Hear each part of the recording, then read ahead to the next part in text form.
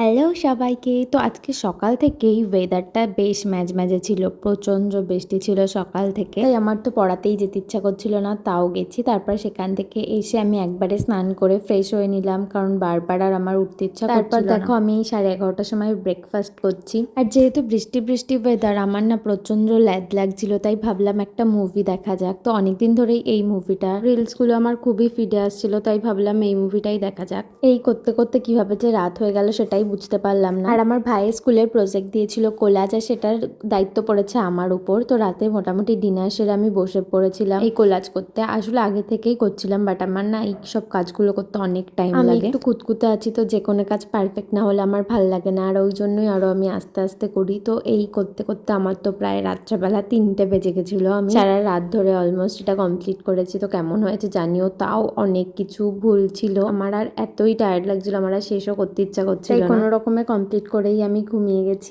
পাশে যেটা দেখছো ওটা বর্ষা করেছে। দুটোই কেমন হয়েছে অবশ্যই জানাবে।